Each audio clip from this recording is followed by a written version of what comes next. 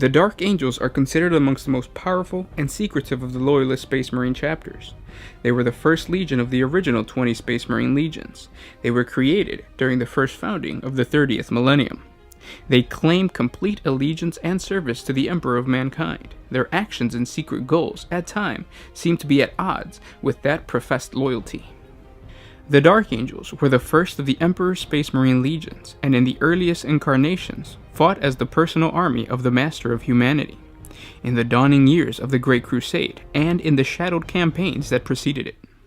As a prototype of what were to become the Legiones Astartes, they served both as a template for the more specialized legions that were to come after them, and a standard by which these successors would be measured. Once the most numerous and powerful of the Space Marine legions, their numbers would be depleted by decades of savage warfare, particularly in the War of the Rangdan Genocide, one of the most apocalyptic campaigns of the Great Crusade. The scars of these battles would change them, as would the reunification with their Primarch, Lionel Johnson, and the introduction of fresh blood from his adopted world of Caliban, a death world dominated by warlike feudal society of techno-barbarians.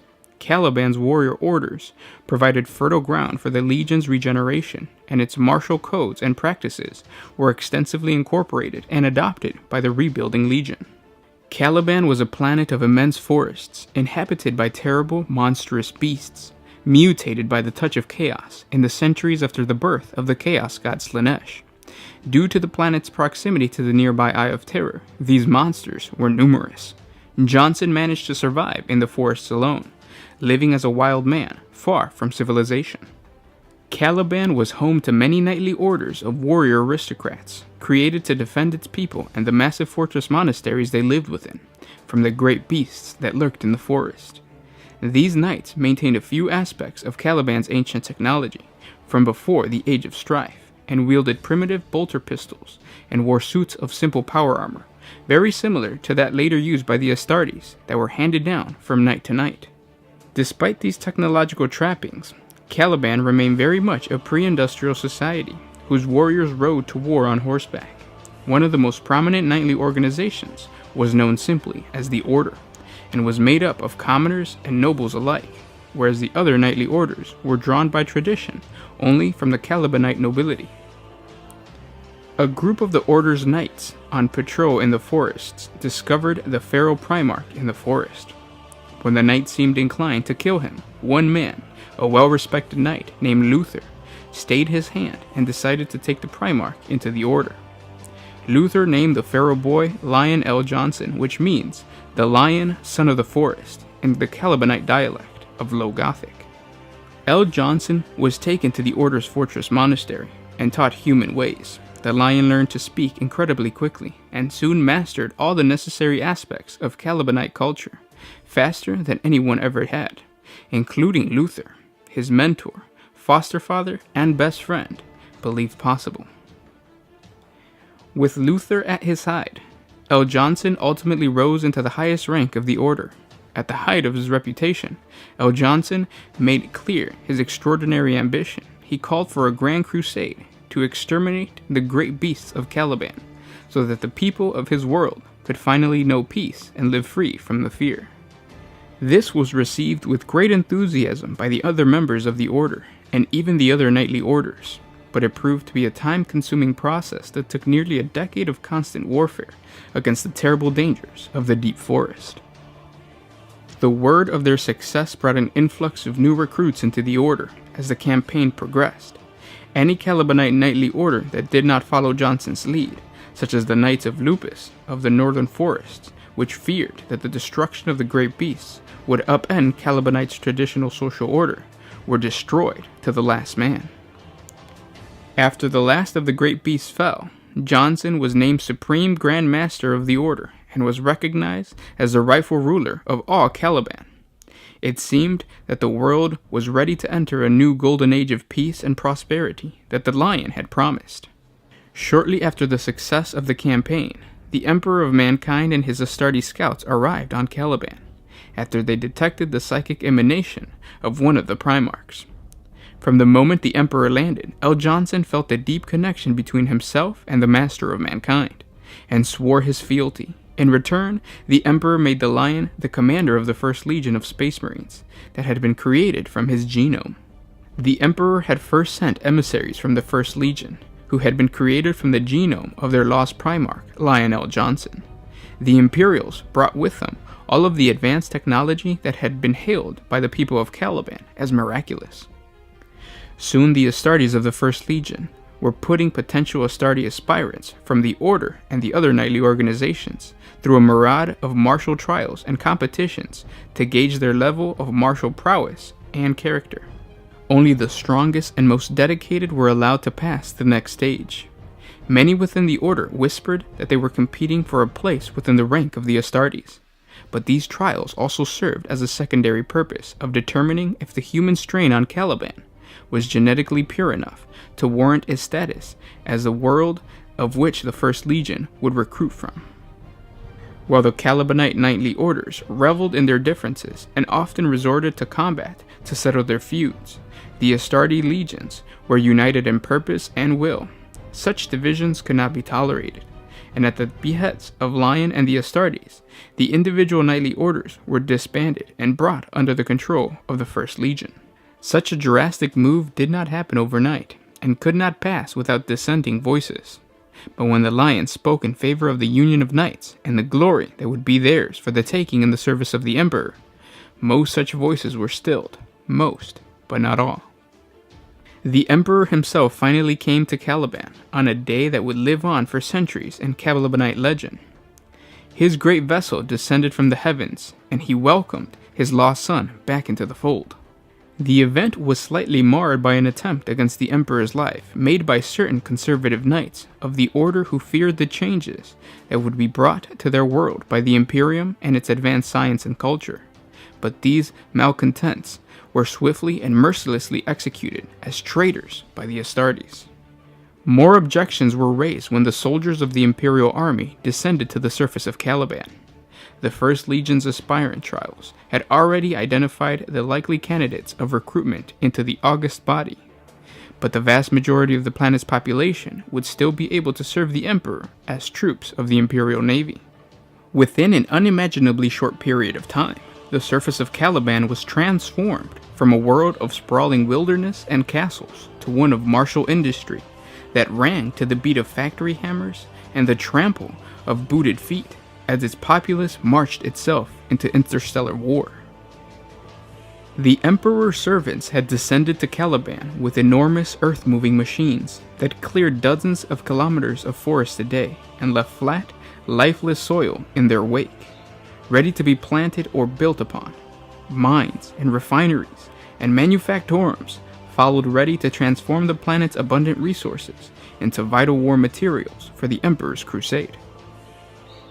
Cities were built to supply the sprawling industrial sites, growing upward and outward with each passing year as the traditional villages and towns surrounding the fortress monasteries were emptied and their citizens relocated to better serve the Imperium. Finally, the day arrived when those individuals whose courage had been proven beyond doubt, whose stamina, endurance, and strength had seen them through the Astarte trials, they were ready to be added to the ranks of the First Legion. Word had come from Luther that the Astartes had made their final selection for advanced training and the geo-enhancement required to join their ranks. Through the application of imperial science and marvels of gene seeds, these aspirants were transformed over the next several years into battle brothers of the First Legion, newly renamed the Dark Angels by the Lion after an ancient Calibanite fable. Luther had been chosen to join the First Legion by the Astartes, but in common with a large proportion of the initial intakes from the Order and the other Calibanite knightly orders, he had been too old to benefit from the implantation of gene seeds.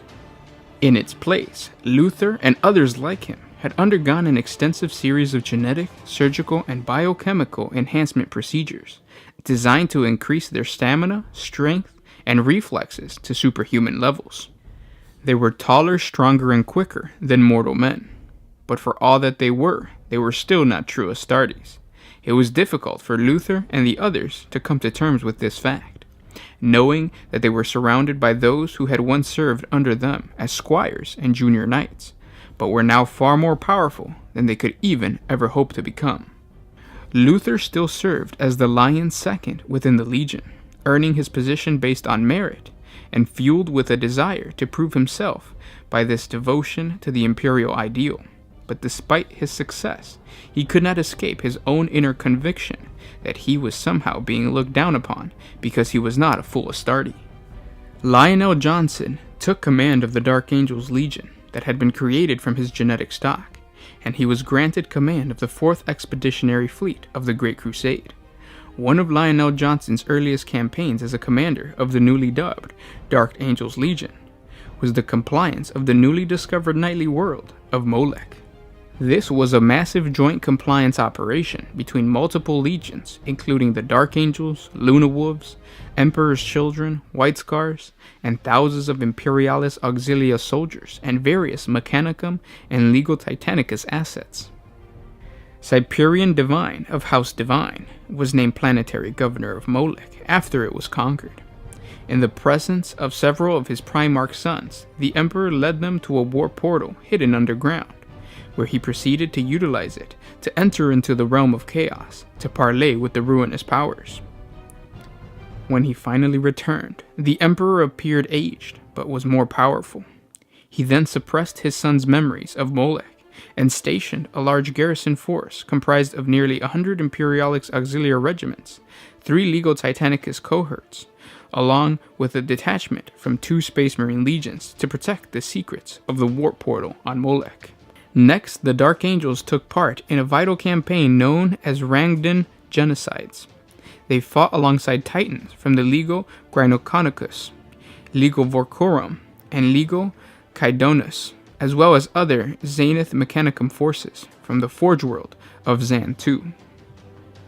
The Dark Angels hurled themselves at their enemies and broke their great strength in countless battles against the vile Xenos on the edge of the Halo stars.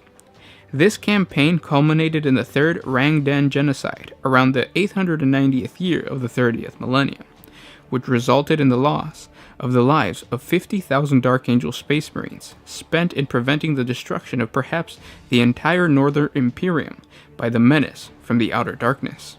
Due to these extensive losses suffered by the First Legion, the Ultramarines legions were now becoming the largest Space Marine legion, standing at around 166,000 legionnaires. Unyielding, technologically capable, ruthless, and insular, the Dark Angels at the time of the Horus Heresy would once again be a powerful and highly independent legion, used to operate on its own to conduct large-scale campaigns and compliance actions. Because of this, the fear of the First Legion's intervention led the plot of the War Master to ensure that when his treacherous plan came to fruition, the Dark Angels had been dispatched to the outer edge of the Imperium, where they would be unable to interfere, at least for a time. As the Horus Heresy progressed, however, the power of this legion would make itself known, savaging the Night Lords at Thrama and going to unleash destruction on unprecedented scale during the later years of the Age of Darkness, when they crushed traitor worlds after traitor world across the Southern Galactic Zone. During the 200th year of the Great Crusade, 998 of the 30th millennium, the Dark Angels Legion was carrying out an Imperial compliance campaign against the shield swords of the so-called Gordian League, a confederation of human worlds who were aligned with degenerate Xenos. During the 7-year-long campaign, the Dark Angels' High Command received word that War Master Horus and his legion had renounced their oath of allegiance, along with Primarch Angron's World Eaters, Mortarion's Death Guard, and Fulgrim's Emperor's Children. They also received word of the atrocity committed against the doomed world of Isfan III, when Horus ordered it to be virus-bombed, rendering it a lifeless planet. The War Master knew that the Emperor would respond with all the force he had available. Johnson believed that the Dark Angels deployed to the Shield worlds was a part of an effort to scatter the Imperium's most loyal servants as far as possible, in order to minimize the number of legions Horus would have to face at any given time. Even so, a strike force of 7 full legions posed a dire threat to Horus's survival as they made their way toward Isstvan V. The Lion's forces were too deeply enmeshed in the Shield Worlds to respond quickly to Horus's treachery. The best estimate of the Primarch staff indicated that it would take nearly 8 months to conclude their offensive operations, even on emergency basis, and reposition themselves for a strike against Isstvan V. Even if they could move quickly, Horus's agents would be able to alert the War Master in time to organize a counter-strike. However, Johnson believed that a small hand-picked force might accomplish what an entire legion could not. The Primarch issued orders for many of his reserve squadrons to resupply and prepare for imminent deployment to the Tanagran system. Their primary target was to secure the Forge World of Diamad. They could not afford to let the War Master acquire the substantial supplies and ordnance needed to fortify the world of Isstvan V against the approaching Loyalist strike force. Johnson would personally lead the expedition to Diamad with a battle group of 15 warships. Secrecy was vital, as the Primarch was aware that the War Master's agents were more than likely tracking the Dark Angel's movements.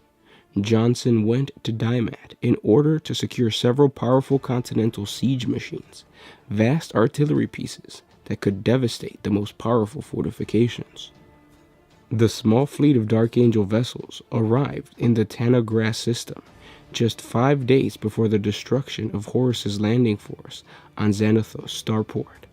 With no way to secure the siege machines held in storage in the planet's depots from Johnson's Astartes, the admiral of the raiding fleet had little choice but to withdraw back to Isstvan. The War Master's final gambit had failed. Following this small victory, Johnson met with his fellow brother Primarch Perturabo of the Iron Warriors Legion aboard his flagship Invincible Reason.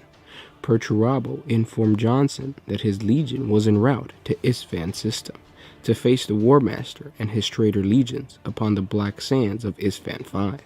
Ferrus Manus and the Iron Hands Legion had hasted ahead of them, hungry to claim the Emperor's vengeance against Horus. Perturabo then lied to Johnson, explaining that he had hoped that his legion would have the provision for his vessels at the Xanathos starport, above Diamad, before continuing to the combat zone. Of course, they were now unable to, as the First Legion had destroyed the starport. Perturabo then inquired to Johnson how he had learned of the existence of the siege engines. Johnson explained that he had learned of it 50 years earlier when he was studying the history of the Great Crusade and saw a reference to them in a dispatch from Horus that he had sent to the Emperor. He'd commissioned the colossal siege machines from the Master of Diamad during the long siege of the Xenos fortress state on Thessanos. The war machine took much longer for the Forge Master to complete than planned. By the time they were finished, the campaign had been over for a year and a half, and Horus had moved on to other conquests. So the weapons were put into a depot here against the day when he would come to claim them. But then the Isstvan III atrocity occurred.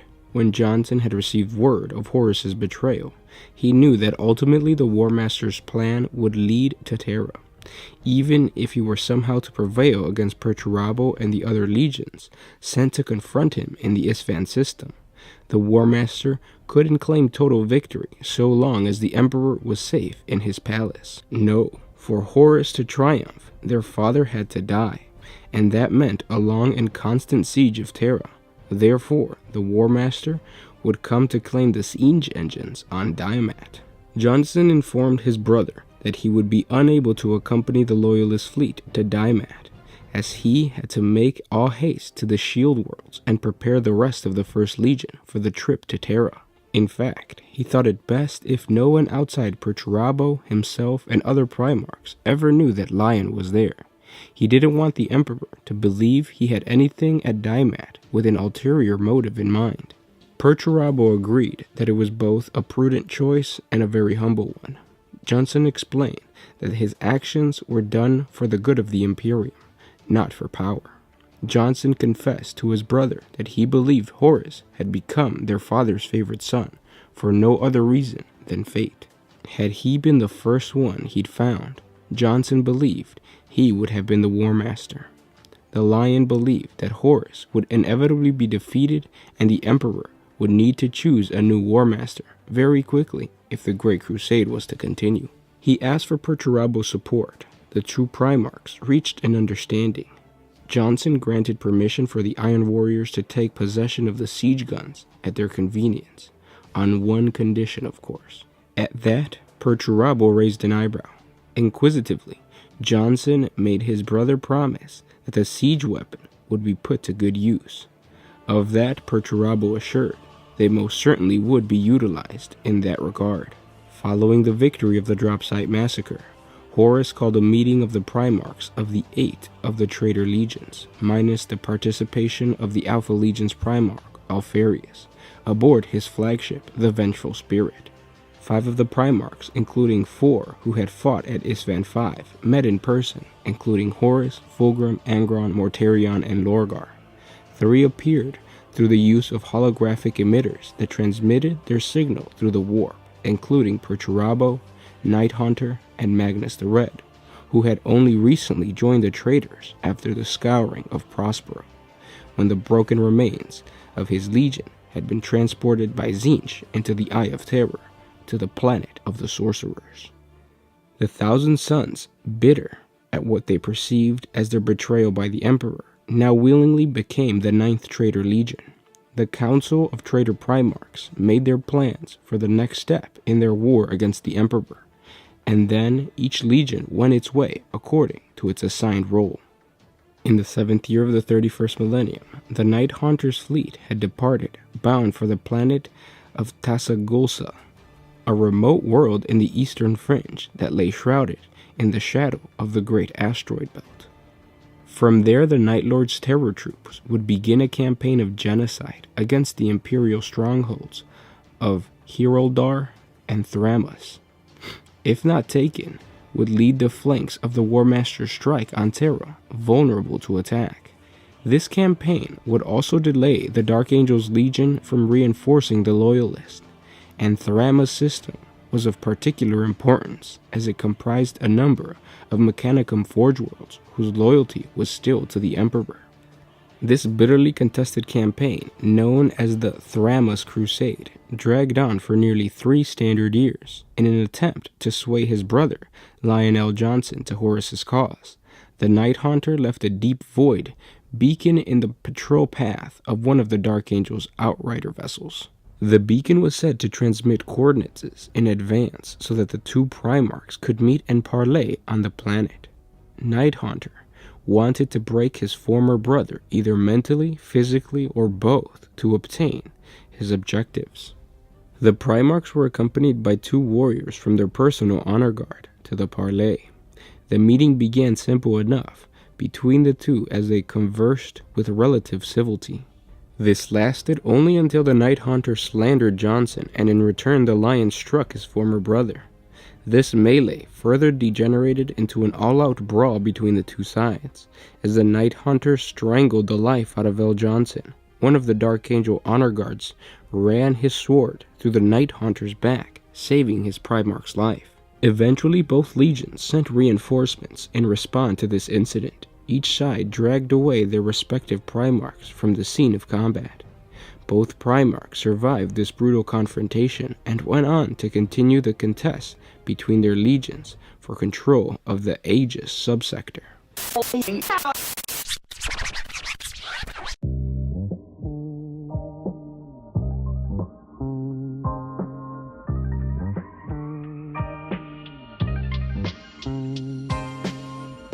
Oh, I did the